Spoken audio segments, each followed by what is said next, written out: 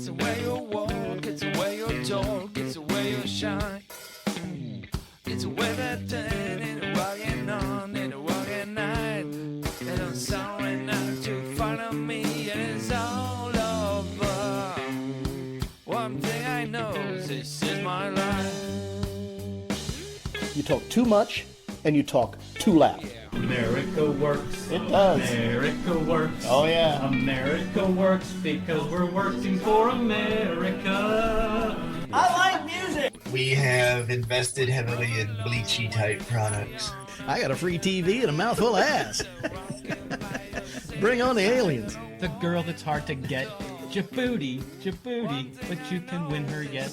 He's swimming to Yemen. Taken out of context, that sentence makes no sense. The minute's over. Stop talking.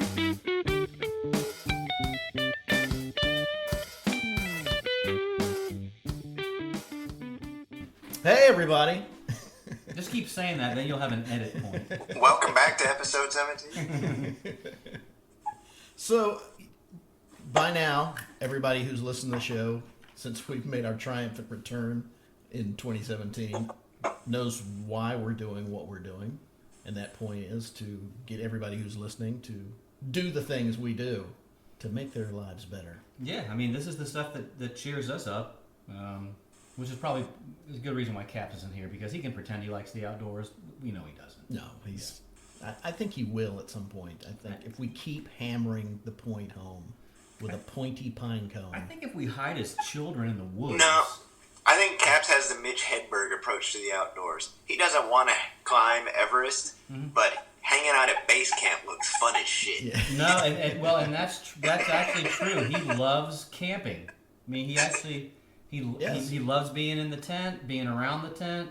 He'll hike a little bit, but just, you know. And you don't need to climb Everest to enjoy the And quite outdoors. frankly, you don't need to hike. You can get a tent and sit on your ass for 3 or 4 days by a stream and be pretty happy. Yeah. Yeah. Yeah, I'm a big proponent of the car camping concept. Or the glamping. We're going to glamp here in a couple weeks down in Cayo Costa. I mean, it's fairly remote. You have to take a boat to get out to the park, but they let you cart in as much crap as you want. So our non-backpack tent is like a 10-person tent. It has a divider. You can make it into rooms. Shit, you can stand up through the whole tent. Yeah, like the tent that I brought to Tallulah Gorge. So yeah, the one that we actually used at Torreya. Yes. Yeah, I used to actually be a snob when it came to that. That people who were car camping, Glamping, you call it? Yeah. What yeah. is the term glamping? And come from? I'm not surprised at least that Brian would be a snob about people who glamped. I imagine Twisted Sister camping when I hear glamping.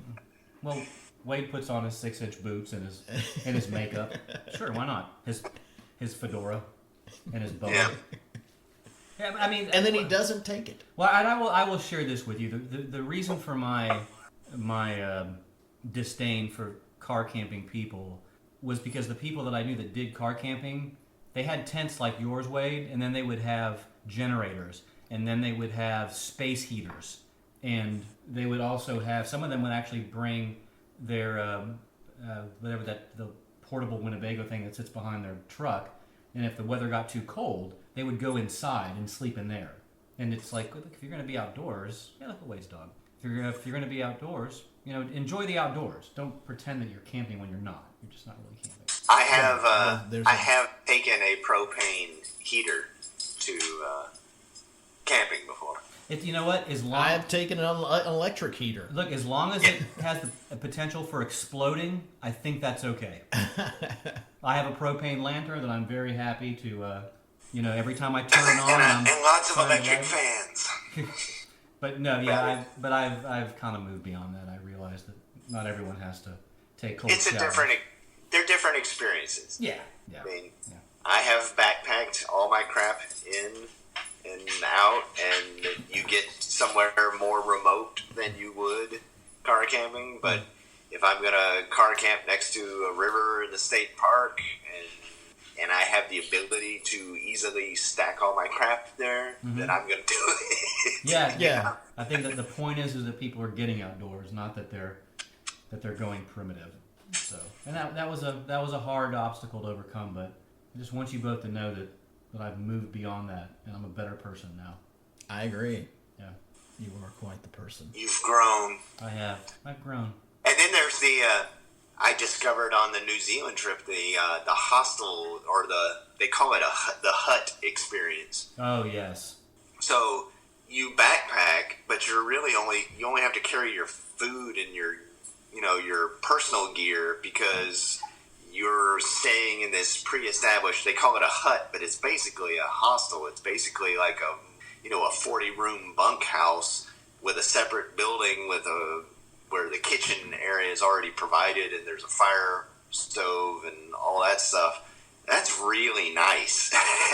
Actually, that's way better than going on a long hike and having to carry the tent and all that. That's one of the cool things about being on the AT. I mean, specifically when we hiked the Presidential Traverse, AT?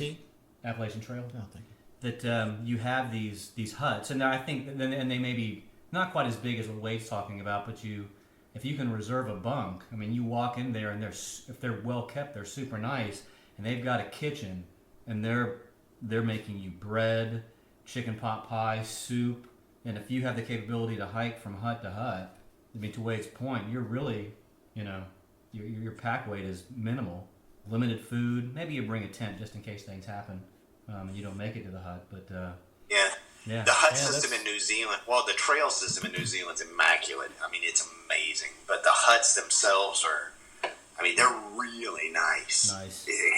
The amount of money they spend on their park service, because that's one of their primary tourist attractions. But it's incredible. So the huts we stayed in were fantastic, and it just made everything easier.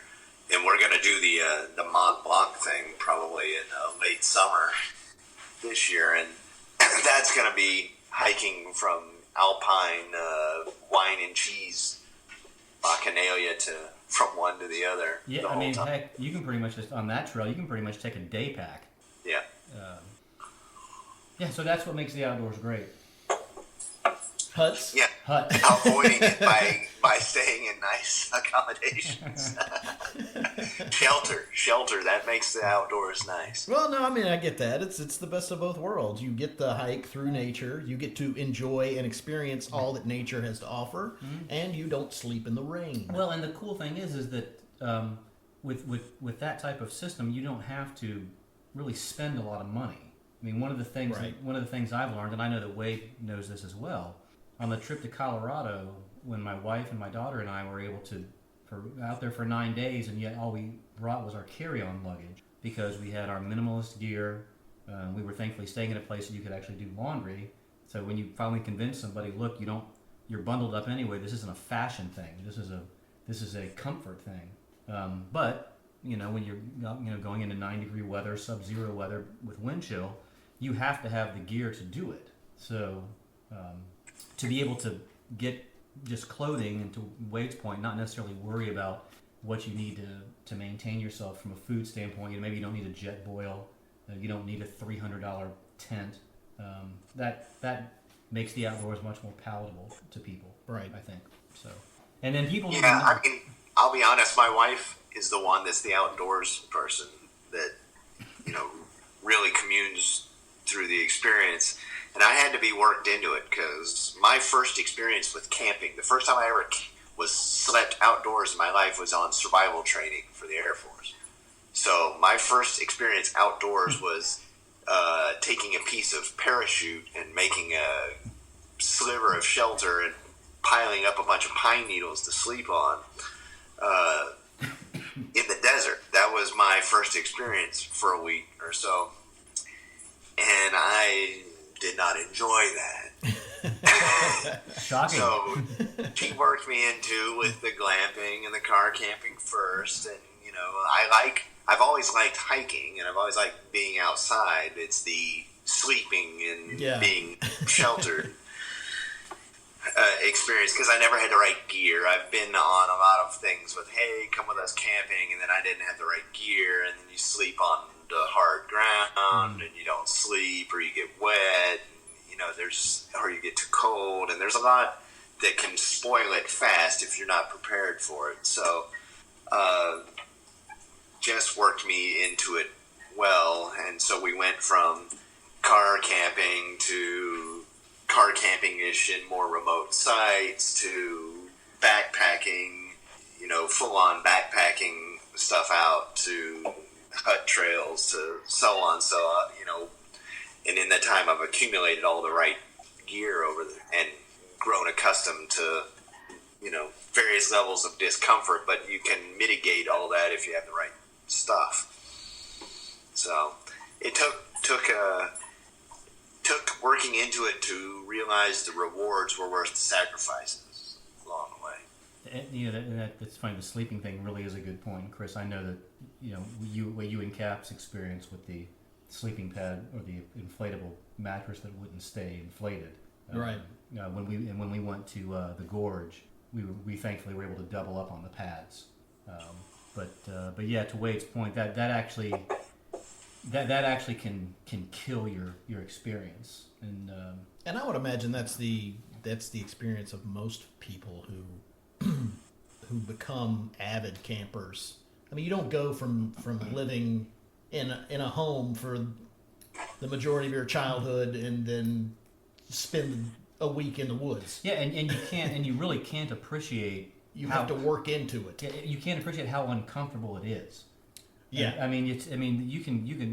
It's really worth spending a couple $100 on a good sleeping pad, because if you don't get a good night's sleep, that next day hiking is absolute crap. Right. And it's part of the reason why people like to go to hammocks as opposed to sleeping on the ground. The problem is that even with a hammock, you can't appreciate that you're strung between two trees, which means the widowmaker's above you, which is the branches that fall on you. You don't know when that's going to happen. Yeah. If you're in cold weather, you don't appreciate how much colder it is to sleep above ground than on the ground. So if you don't have some type of sleeping bag or blanket underneath you in a hammock, you will freeze your ass off. It feels like your ass is freezing off. And then good luck getting up in the middle of the night to go pee when you're in a hammock. Have fun with that. So yeah, it's funny because we it does seem like we've covered this gamut of you have your car camping, you have your primitive camping, you have your day hiking, you have your multi-day hiking, and maybe that's what makes the outdoors so freaking great, is that you have so many degrees. Yeah, degrees of challenging the comforts of civilization. Right. And maybe that's really to your point, which was a really great way to start the podcast, is asking what does great mean in this context. Maybe the outdoors, what makes it great is that it touches on that primal instinct that we lose when we have the comforts of civilization, where everything is done for us now. Even if we don't mean it to be, there's a convenience to life. Yeah. And we are not meant to have that. Humans are not meant to be convenient. If you're in nature, Maybe. you are forced to be mindful. Yeah, because you don't know what's out there. Right. Just the very act of surviving is so paramount. Right. Whereas, Right. Oh, go ahead. Wait. Even with modern equipment, or you're going to a state park or a national park, you've got the mortality is a factor. You go into the Pacific Northwest, you go to a state park to camp, but you have to bring a bear canister to store any of your food in, and you have to store it away from your campsite because bears will come for the food, and if you're near it, they will come for you. Mm-hmm. And that's just a basic practice, that we have stumbled across a bear just walking on a trail before, so Well, it's real. It'll happen to you. Well, and even think about this. It never really occurred to me until Evan and I did the Foothills Trail, because I've really never gone out more than a day. But we did our 16 miles to our first campsite, and you realize that best case scenario, you're maybe 4 to 5 miles from a road. So if let's say you get bit by a brown recluse or a black widow, or you trip in the middle of the night, and maybe you fall down and you get a piece of wood in your inner upper thigh, and maybe you're bleeding a little bit. It's 911 that ain't gonna do shit for you. Yeah. You actually have to prepare for things that you think are 1 in a million, but if there's a potential for it, got your duct tape? Do you have your bands that you can wrap around a wound to cut the blood off? Do you have wipes? And that's what makes car camping so good, is that if you do a little 2 mile out and back, someone can run back to the car and get everything you need. So it's interesting that you don't think about what you're actually doing until you sit down and you look at your trail plan and you look where you're going to be. Like the way when you guys were out in Washington, that picture you took where you're on that rock that was jetting out over a drop. People tend to think, oh, that's just a beautiful picture. Well, yeah, but what if you fall? That's one step away from Yeah, I mean, it's Yeah. the end of beautiful pictures. That was the bathroom. So you trying to go to the bathroom in the middle of the night or early morning, and you take a wrong step, and yeah. you won't ever take that dump.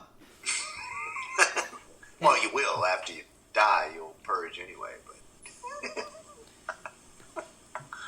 So the point of this, But the point is, back to that, what makes it great? I mean, why go through all this heartache?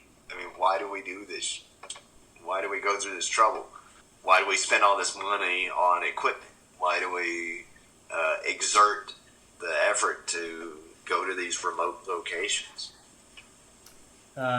when you put yourself in the position where you're able to deal with what nature is going to dole out to you, then you can enjoy what nature doles out to you. Well, and I think that it based on some of the stuff we've read prior to the podcast, that it extends to how we actually manage our lives, in civilization. For those of us who are raising kids, there's this idea, and it's actually, I can say the same for pets. There's this instinct to want to protect, those things that we don't feel are ready for the world, that haven't had the experience, that haven't been trained, if you will, on how to deal with problems. Right. And my good friend Larry Chambers, who I've spoken of in the past. I think it's going to become more of a novelty when you don't say my good. Yeah, probably at this point, because I almost feel obligated to do it now. He runs a school called Sergeant's Outdoor School, and I think I've mentioned this before.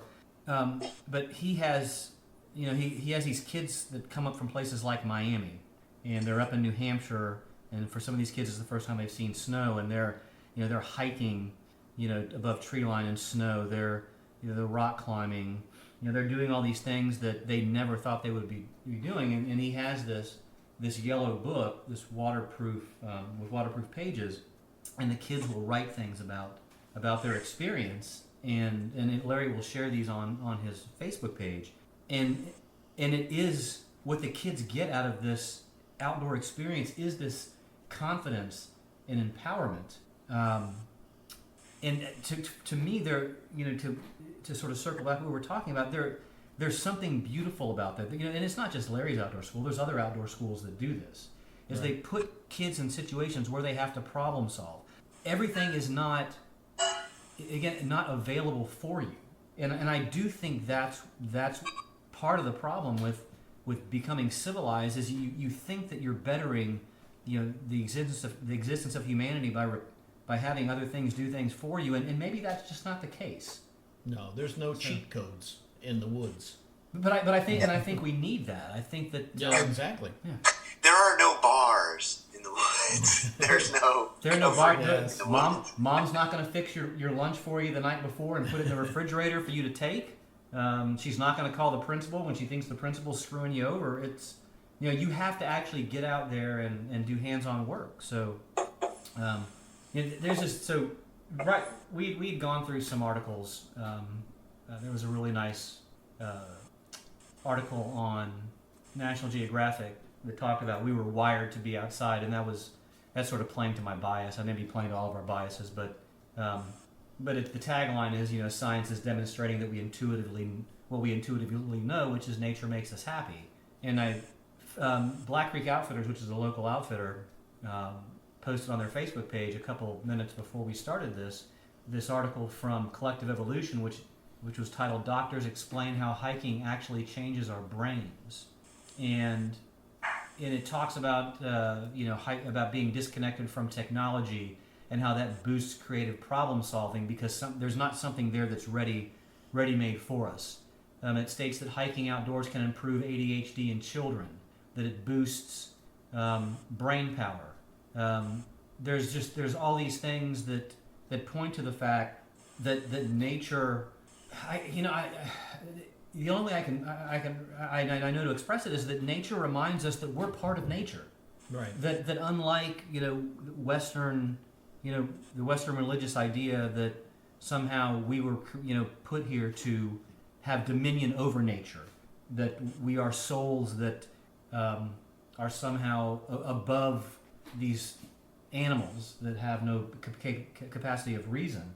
That just seems to be wrong. And I think that when you bring that mentality on, you get into this idea where we can just exploit nature for our own means. But no, I mean, everybody knows I'm not terribly religious, but I've always thought that the Celtic and more prehistory religions that were nature focused were at least more palatable to me, because it seemed like more of something that deserving of that level of attention to me. But I don't even know if it's the absence of technology or the effort it takes, or the same thing that comes from yoga or meditation. There's a certain amount of presentness that is involved in getting from point A to point B when you're hiking. I mean, it's very simplistic. It's a lot of times you're just, and if it's a strenuous trail, all you're thinking about is getting that one foot in front of the other, mm-hmm. and going forward. And sometimes you're not even there are times I've found myself not even taking in those immaculate vista that's around me. I mean, I've been in the most isolated, pristine alpine wilderness with this breathtaking view, and all I can really focus on is I got to get one foot in front of the other because I'm about to collapse. But the hardest hike I ever did was getting to the top of Sahalee Glacier in the Northern Cascades, and that was it was the second day of hiking, and it was straight up, and that is probably the best campsite I've ever seen in my life. Is you're right up there at the top of the glacier, but there's something very primal and simplistic about getting to point A to point B, and you're able to that's all you have to focus on at that point in time. And then your reward, for me, I like to summit. I like to peak bag or whatever they want to call it, but I like to get to the top of stuff and just makes a video game reference like from Assassin's Creed. I like to find viewpoints. So I like to find if there's a little side trail that just goes out on in the rock, so you have this scenic vista to overlook. I'm going to go take every single one of those to go look at it, take a picture, and that's my reward, is that viewpoint for the effort that I expended. So, but it's the combination of the two. It's everything melts away in that moment, except getting from point A to point B.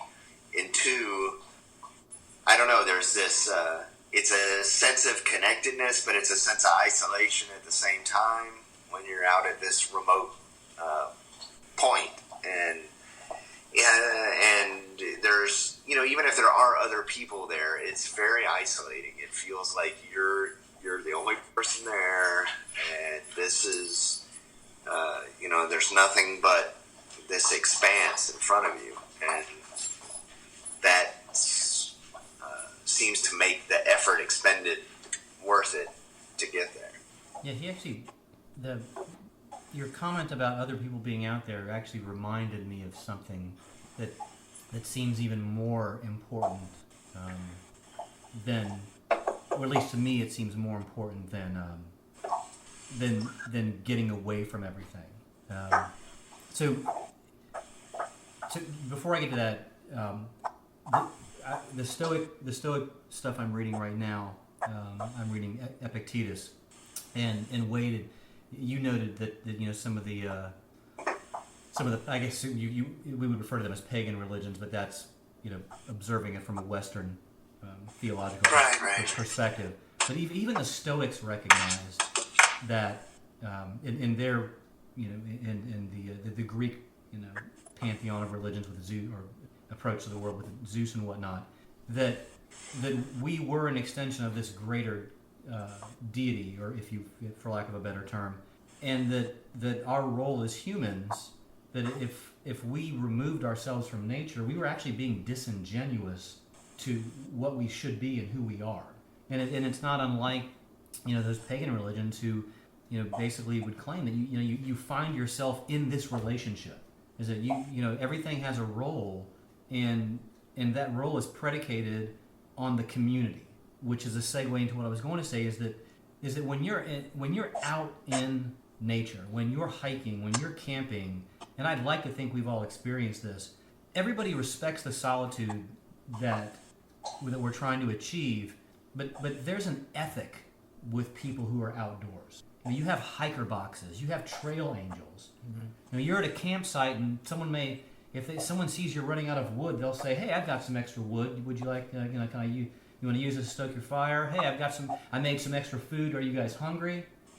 There's almost this idea that when I go out into nature and we shed all of these possessions that we have, our homes, our cars, and everything else, we're all out here for a common experience, and I want to make sure you enjoy this experience. Yeah, there's no, I'm going to be the best hiker out there. No one gives a shit. Yeah. It's like hiking with Chris. It's funny because Chris actually shared with me when you guys did that mud run that I guess you and Jess would do an obstacle and you would wait for him, and Chris is kind of like, just move along, I'll go at my own pace. He was the same way when we went hiking. I'm hiking with the dog, and we're kind of like, "Chris, are you coming?" And he's like, "Look, in the politest way possible, you hike your hike, I'm hiking my hike, you don't have to look after me. I can assure you I'm going to be fine." And I nearly died. but there's this friction between, let somebody do that, but I'm still going to be concerned, and you make sure that everyone's safe. You make sure that everyone is doing well. And for me, as someone who thinks community is the most integral part of being human, that I do believe that we are meant to be social, even the most antisocial person still has that component where they want to be social with something. They want to have a relationship with something. And that, for me, that's what makes the outdoors great, is that when Evan did the Pacific Crest Trail, and when he talked, when the Trail Angels took him in, and when the Trail Angels looked after him, and when the Trail Angels shuttled the boys, that was a huge obstacle that I overcame in my issues with trust. That there are these strangers who love people enough that they don't want to ruin this community that's been created. Right. I've seen both. I won't say that everyone on the trail is like that. No, there's some dicks on trail. Yeah. I have had enough experience now to say that the preponderance of people are looking to share, or at least ensure you have a good experience, communal experience. But the trail, like everything, is not without those that are full of pretense, and there are those that are cast condescending eyes if you're not doing things their way or bringing the gear that they, those individuals will be in any environment. But for the most part, most people you encounter, I've had wonderful one-day friendships with people in huts or on the trail that you encounter. You know, you have to stop at this place and you have to share a space and you have to share time and warmth and shelter. And you know, I've had wonderful conversations and hours of companionship from people that I'll never see again in my life. In these little brief vignettes, in these places. Yeah. And that's just one more thing that makes the experience unique. I don't even think that that's the primary thing that drives us. I think that's just an interesting side effect from the experience. Because it's, I don't know, there's something about being out there that reminds you that you are, fleeting. It's the same thing as standing on a pier and staring at the ocean at night, at least for me. You know, my wife and I joke that she's a mountain person and I'm an ocean person. But, you know, we end up we live in Florida, and so we spend most of our time around the former, not the latter, but we spend all our vacations going to the mountains. But there's something primal about being reminded that you're part of this larger system, that, you know, nature will ultimately take care of itself. We are, in the global scheme of things, insignificant. The planet's a closed system and will take care of itself. But when you go out there and you're alone in the middle of the wilderness and you're surrounded by bears and you're far away from food and water except what you have in your backpack, you start to think about those things. And it starts to dawn on you that, you know, I could die out here and the planet will just keep on going. You know, it'll take care of itself. And I think that being reminded of that when we return to our civilized worlds and our electricity and our dominance and our this idea that Western civilization, that we should conquer nature and nature's the thing to be dominated by man. Well, you know, we can never dominate nature. At some point, you know, nature will take care of itself. If we try to extend our influence too far, well, that'll probably be the last thing we ever do. So, and you realize that when you're standing out there on that rocky toilet, a couple 100 feet above the gorge. And I think it's just like it's good for everyone to travel and experience other cultures and other societies and realize that things, as shitty as you may think the state of America may be in whatever our government, when you travel and you have a comparison to look at things, and you realize that there are very many, many, many good things about the state of our country. But the same thing with nature. When you travel and you go out there and you realize that there's a lot of amazing things about nature, but it's or about civilization, but it's very fleeting, it's very tenuous, our grasp on this thing, and it could be taken away, you know, with a gust of wind. Right. And it's going along with the discipline it takes to go out and experience these things, and the lack of ego when you're in the middle of this vastness. Nature just calms you. I mean, you don't want to be a dick when you're in nature. You lose all that, just that. To me, it's a unity thing. You feel like you're part of.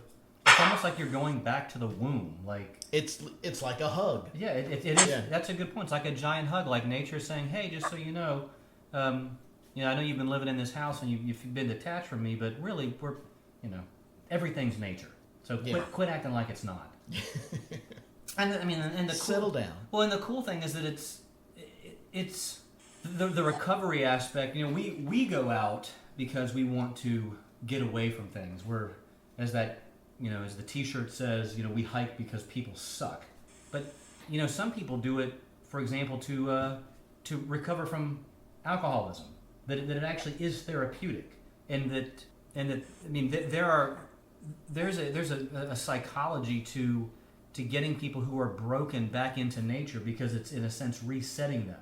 and it does go back according to the these Yeah. studies and articles. We always pack a flask, so.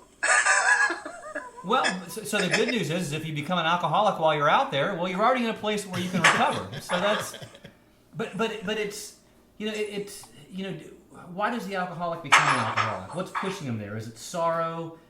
Is it? It's not something that happened in the woods. I mean, is it chaos? But so there's this idea that you get somebody out there who has this addiction, and it brings this self-confidence back to them.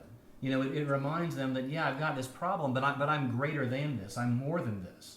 So if that's true and it's therapeutic to someone with an incredible addiction, I mean, how therapeutic is it for the average person who's just overwhelmed by family and work and responsibility? Whose senses haven't been deadened by alcohol. Yeah, to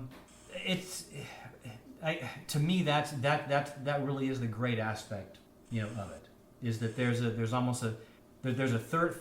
therapeutic component to it leveling us back, the humility, the community. So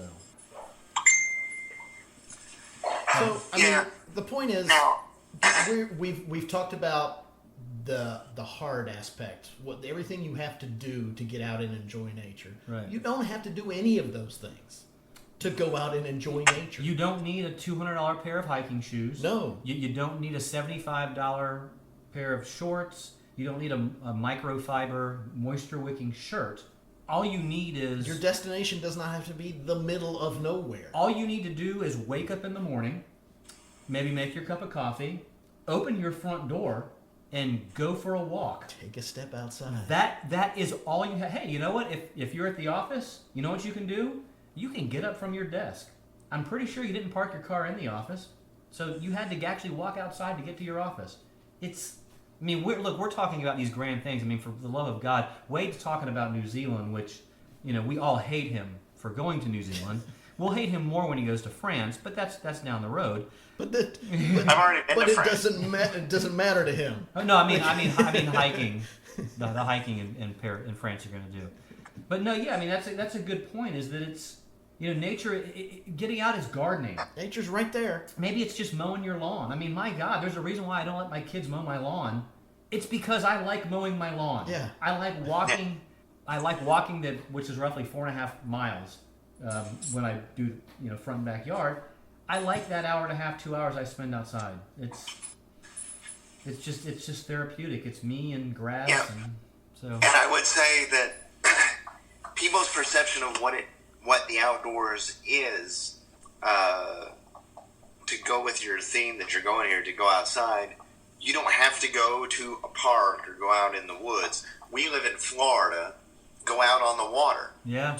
Yeah, It's we're the same. lucky. We're lucky. It's the same thing. Mm-hmm. It's the same. It's a different environment, but the experience, the effect is the same thing. We take our kayaks down to the end of the street and throw them in the bayou, and you can have dolphins swim up right next to you, and that's where we live. Dolphins who aren't looking at their phones. They're not looking at their phone. No. No, the dolphins and the Keys, they're looking at their phones. The asshole dolphins. Those are the Yeah. porpoises. They'll ask you for money, but they're... Yeah, and Chris, that's actually a really good point, because I think we've sort of glamorized it up to that point. Right. We're like, hey, if you want to get outdoors, you've got to get above tree line. You've got to get on glaciers. You've got to go to other countries. No, you just, That's accomplishment. Yeah. Do you live near an outdoor mall? And huge reward, but you don't need to do all No. that to get the reward. If you live near an outdoor mall, drive to the outdoor mall and then just walk around the outdoor mall. Just No. Donnie, yes, that's a valid example, but I guarantee you wherever you live, there's a park. You live in Jacksonville. Mm-hmm. The distance from your house to the outdoor mall, there's a distance from your house to a nature trail, to a state park, to a national park, where you won't look at buildings. You'll look at trees and birds and alligators or whatever. And wherever you are in the U.S., we have an amazing park system, state park, city park, national park, whatever. where you can, in a very short amount of time, be a place where you can experience removal. And that's what it's about. I do wonder though, for the people who live in the inner cities, who live in some of the poor areas like a Harlem or it's some insert south side of Chicago. You know, I mean, is there an outdoors for them apart from walking dangerous streets? So, I mean, I've been to Manhattan, and granted, you know, my sister's experience is not. I mean, she's lived in Brooklyn and Harlem, etc., but now she lives right next to Central Park, Which is amazing. Yeah. Yeah, I mean, you walk from massive urban sprawl, and you're instantly in an enormous park with greenery and trees everywhere. It's instantaneous. No, I mean, I think if you are in a dense urban environment like that, you do have to make a more concerted effort to escape it. Right. I mean, It's it not might be an impossible. hour or two to exit the city to do so. Not everywhere has Central Park, and even then, you know, the population is so dense that there's so many people there. I personally can't take New York for more than like 3 days. That's like the most I can stand. So it's a very different experience for them. I don't know what it must be like to be there for an extended period of time and to be that distance from that release. You know, I can walk into my block and jump in the water. I mean, in the Gulf, or go 15 minutes the other direction and be at the beach, or, you know, half an hour and be in a state park in the middle of the woods and be completely removed from any semblance of civilization. But I don't know, that inner city experience and what it would cost to escape it is different. Yeah, but even the inner city, even the Manhattans to go over to Brooklyn, you still have the Hudson River. I mean, I got up in the morning, went on a nice run, you know, along the river, and there are parks, there are places where they have little makeshift gyms, outdoor gyms, pull-up bars and whatnot, soccer fields, basketball courts. They have benches along areas where there's a couple trees and whatnot. So, I'm sure that not all cities are like that, but even the cities in the Midwest, I mean, surely you've got areas. I mean, there are people and governments, local or federal, that we have money that it's allocated to make sure that there are areas for people to go. So, Wade, to your point, it may be harder for them, but that's all it is, right? We have the luxury. We've all done well. We have nice homes. We live in a state that's pretty much an outdoor state. But there's nothing wrong with having to try harder to get there. It's really just a matter of knowing the benefit of it, right? You know? Yeah. No, and back to your point about just taking a walk outdoors, you can go to any park and the barbecue pit is full of people. Yeah, that's true. Having a family outing outside, just to be outside. There's a back in Arlington where I think do we all grow up in Arlington? Yeah. Yes. Yeah. So there's a park that it used to just be a kind of a generic park, but then it became a park where they actually held events for underprivileged kids and for folks in a lower economic bracket.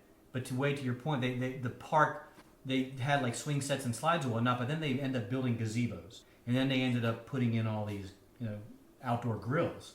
And if on warmer days you go there, and it's the Justina area is an awful area for all of us who grew up in Arlington. It's very low income, lots of drugs, but these parks that are around there, you have 50, 60 people on the weekend around that grill, just sort of celebrating life, and that is outdoor. I mean, sure, there's a gas station across the street and traffic going, but there's still trees around. There's trees, there's grass, It's so there is an appreciation of that. So Okay, well, okay, you brought up the point. If you live in the inner city, if you live in an area where it's obviously not near Sure. the woods, let's look at it as in a practical sense. I found a website. I know it's a website that you've used before. All Trails. Alltrails.com. Love All Trails. You type in a zip code or a city, and it will give you a list of trails in that area. That's how I found Black Mountain when we were up in the gorge. Oh, really? And the gorge was closed because they were releasing the water for the kayakers. And we were like, well, what do we hike now? Well, Black Mountain popped up, and we www.alltrails.com. Wherever you are, look it up. yeah. I just pulled up New York City. There's like five wow. places in New York Well, City. and even a place like Boston, they call it the Freedom Trail because it's basically an historic trail, and you're going through the city. But that doesn't change the fact that you're walking a considerable distance, and you're benefiting from it. Yeah, any kind of walking is good for you. So, where's your favorite place you've been outdoors? It's always going to be New Hampshire, and inevitably it's actually I say New Hampshire, but just for the sense of accomplishment, it's going to have to be Baxter State Park, where I met Larry Chambers on the way up, and he and my friend Chris got me across Knife Edge, as terrified as I was. Probably because of the challenge, but I mean Maine and New Hampshire are both. It's it's not like down here. It's not sand and grass. It's rock. But once you get above tree line and you just and all you see are mountains, it's just it's humbling. It's humbling. And Chris, I've shared with you that I want you to go up there, and I know with your foot, ankle, whatnot, that hiking 5,000 feet up a lot of rock might be difficult, but Yeah, we've proven that already. yeah, but I mean, if you can get to a spot to do it, and it doesn't have to be that grand. There are shorter trails, but there's something about New Hampshire and Maine that basically says, "Fuck you. You want to enjoy me? You're gonna have to work for it. You worked for it. Congratulations." But I mean, Wade, the stuff you've done. I've never been to the Northwest. My son's been to the Northwest. He's been to Crater Lake, and the pictures of Crater Lake are. I can't imagine heaven being more beautiful than that. So I don't know if you've been to Crater Lake out in the Northwest, but No, I mean, I've been fortunate to be. We've hit a lot of really amazing places in the last, 5-6 years. But I have seen it has completely converted me to the experience. But I mean, the Swiss Alps, the New Zealand, the entire country is a postcard. And the entire country is worth hiking over. It's one panoramic vista after another. The Pacific Northwest and Sahalie Glacier and the Great Cascades, Acadia Bay, or Acadia Park up in Maine. you saw the sunrise, right? Do what? Did you guys get up to see the sunrise at Acadia? Sunrise? No, no, we didn't get up for sunrise. But Anyone who's, hiked Cadillac Mountain. That's Yep. one of my favorite hikes I've ever been on. It's the Cross Cadillac Mountain one. The whole vibe of that whole community up there. That's amazing. oh, good. I mean, Acadia and Bar Harbor. Yeah, Bar Harbor. We stayed in South Harbor, and it was actually nicer because it was a little bit removed from the touristiness. But we drove in, every day. But I mean, it was hard for us to leave Acadia to go to Baxter as much as we look forward to Katahdin. yeah, we ended up driving down the whole coast of Maine and stopping along the way, and wished we had just spent more time up in Bar Harbor area and Acadia. That whole trip. New Hampshire was gorgeous. In Vermont, we spent a lot of time up there, leaf gazing. But White Mountain and that whole area was gorgeous. And I mean, there's so many places in America to go see that are beautiful and breathtaking. And not just on the West Coast, although in Northern California. Redwoods and Sequoia and all those are fantastic. John Muir Trail. I mean, if you're anyone, Colorado and Rocky Mountain National Park. Christ, yeah. I will say that when we were up in Grand Lake watching the sunrise, getting up early in the morning, hiking the trail, getting to the I'm gonna have to remember the name of the trail, but getting to this open area, and the sun is rising, and it has these peaks, and the sun is it's almost rising between the peaks. So when it gets between there, it just opens up over this little valley. Oh, I mean, it's covered with snow. So you're in there. Right. You're in Rocky Mountain. It's covered in snow. In June. Yeah. Well, yeah, we were there in December, but yeah, even in June, it's so. Carrie wants to get back because we want to be able to take the pass from Grand Lake to Estes Park because you want to get to that 12,000 foot whatnot elevation, just to see because you could get in on the Grand Lake side, you could get into the park for free, and then they blocked it off. On the Estes Park side, you still have to pay $20 to get in.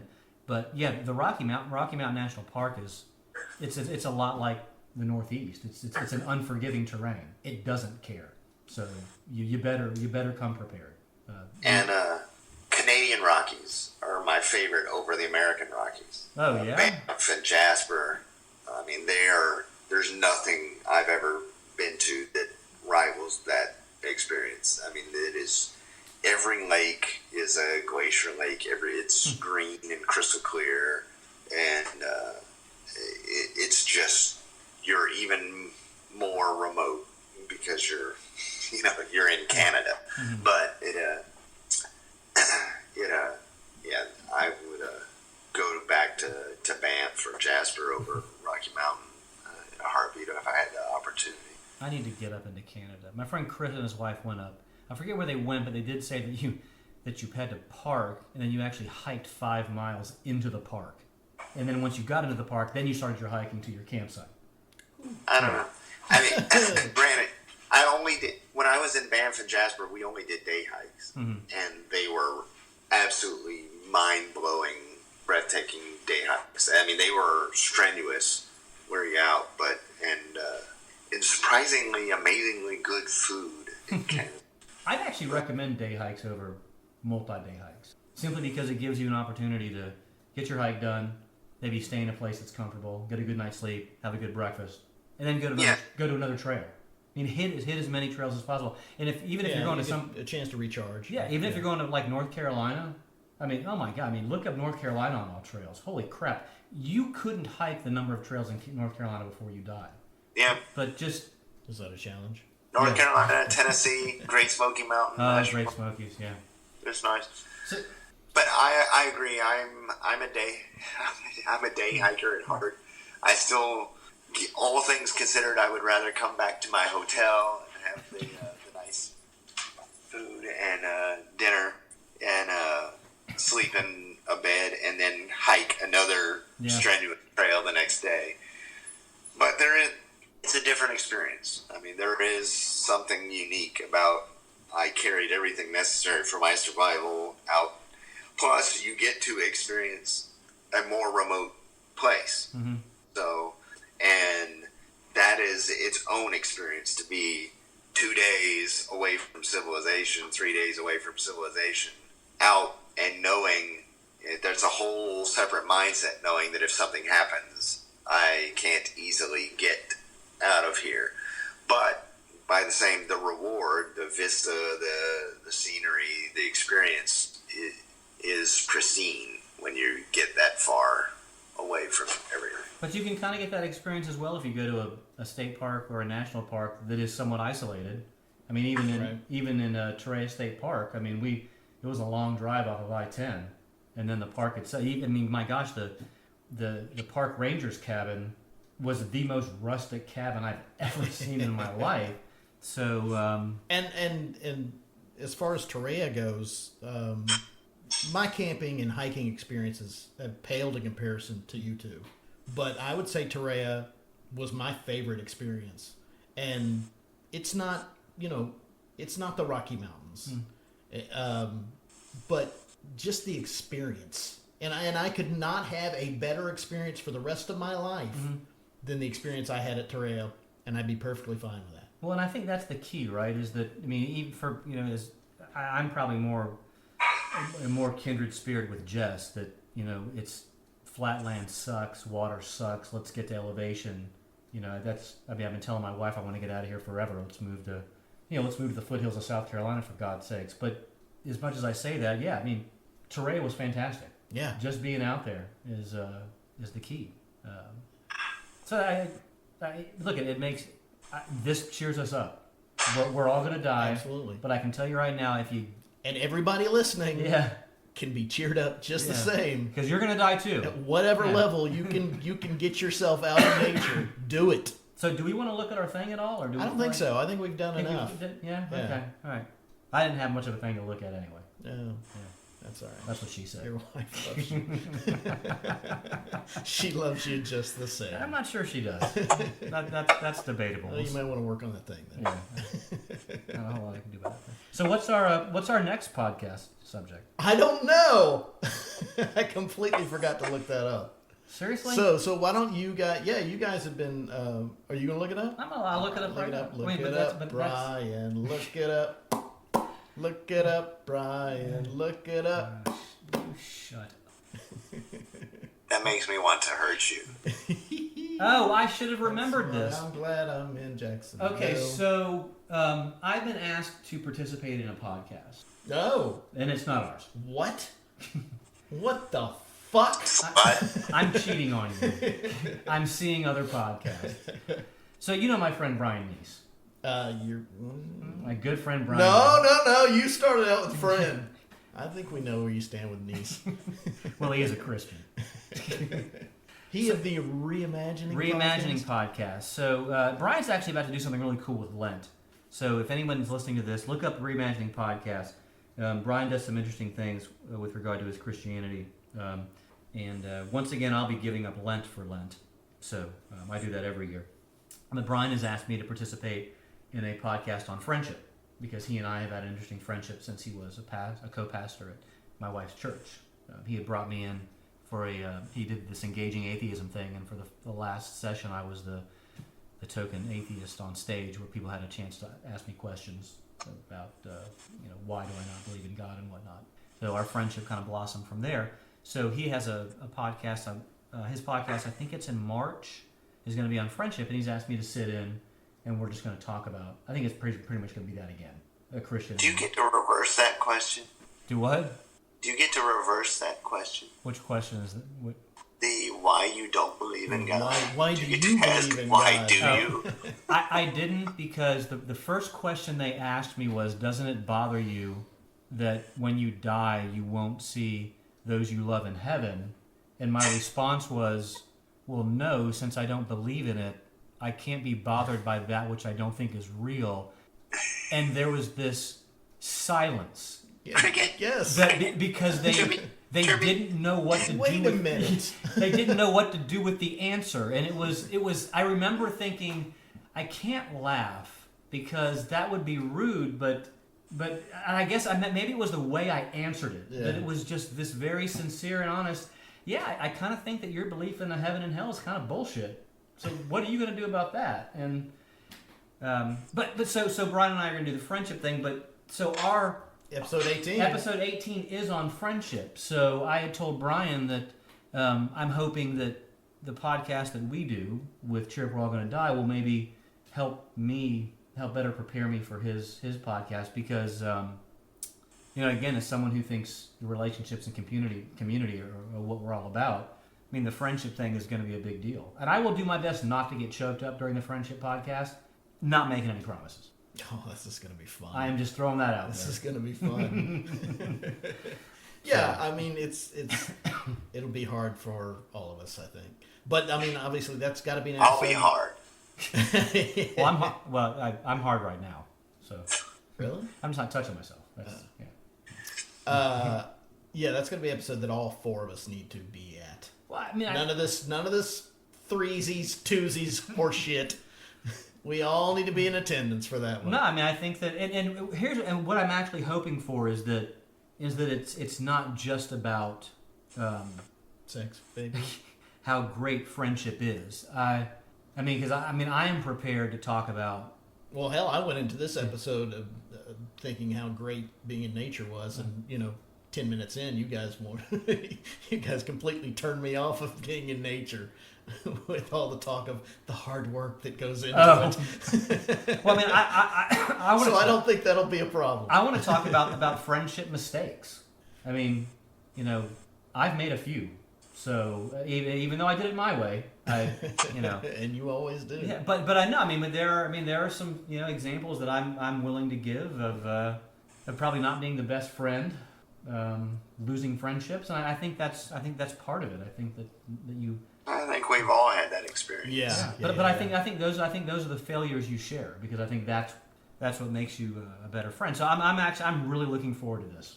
And then we've got a couple more on humor, which is the one I didn't participate in. And I think Wade was in PAX. We didn't get a chance that to. was just Caps and I on them. Yeah, we didn't get a chance to ask Wade what the outdoors are like in Qatar and. Oh yeah, we wanted to ask you. Yeah, just real, Talking about how wonderful nature is, and Yeah, so just the vastness and the green Yeah, so- lushness. So just real quick, when you're in the Middle East in 120-degree weather and there's nothing but sand, how great is the outdoors? It's not. You stay inside your little cubicle. Excellent. So the outdoors isn't great everywhere. Yeah, That's, okay. No, I think that's a no. good note to end on. Now, Uh-oh. I have been out in the desert on the sea of sand dunes, and it's beautiful if you have. But again, you have to be prepared for the environment. Right. So it is a different experience. So standing in a sea of dunes and the sunset and all that, it's a worthwhile experience. But no, for the most part, being in the Middle East is, for me, is living in a box. It's isolated in a hotel room or a shipping container or whatever it is I'm being housed in at the moment. that's why they hate us, by the way. They don't hate us because of our capitalism or our Christianity. They hate us because we have trees. They don't have trees. But they have nature. They have the harshness of nature. They do have the harshness. of nature. Nature doesn't give a fuck about you. I'm routinely forced to ask when I'm there, and I'm in August and it's 130 degrees outside, and I'm thinking, in the migratory ages of prehistory, the people who came through here decided, this is good enough. Let's just stay here. Yeah, yeah. I can't take another step. Let's see. We came from mountains and trees, and that's sand. I like sand. I like the feel of it between my Yeah. toes and I like when my it gets ass in, cheeks. I like when it gets in my sheets and my shoes and my hair. Although there is there's the Bedouin aspect. All these countries have the Bedouin culture, which are the migratory nomads, and there are a lot of people that still live under those conditions, even though it's a modern age, or they may even actually be wealthy. You can drive down the highway and look out into this desert expanse, this empty field, and there's a set of tents, essentially large, Arabic tents, carpets, etc. Herd of goats outside. Parked outside of the tent is a BMW, satellite dish on the side of the tent, but they're still embracing this tent nomadic culture. Oh, that's car they're- camp. That's car camping. That's car camping, Wade. Yeah, I know, but they're still outdoors. Desert they're glamping. still Yeah. in this natural environment versus the city. And they brought their pets. We bring our dogs. They bring their goats. Yes. We don't eat our pets though. Not yet. Not in this country. No, but if Trump gets reelected, we'll start eating our pets. I'm not waiting that long. All right, let's wrap it up. I'll take it. Fabulous Thunderbirds. Fabulous Thunderbirds. Yeah. They are fabulous. Or were for a week and a half. They're still good. Yeah, they're not good. They're the good Thunderbirds. They were all like 50 before they hit. Yeah, big. they're the geriatric They're like all Thunderbirds. dead now, right? Yeah, this is true. This is very true. They have become nature. I don't think that was good. No? No. Fabulous? Okay. Good night, everybody. Have fun storming the castle. Did Wade just do peace? He did peace. Hey! It's a way of talk, it's a way of talk, it's a way of shine. It's gonna do, it's gonna do, it's falling night. And it's sorry, burning, don't people, they don't buzz. One thing I know, this is my life. That's the only words that are on. Ladies and gentlemen, Lou Ferrigno. You can feel the sun, you can feel the sun on the side of me, and you can't get off the feeling way anymore. And one thing I know, this is my life. This is my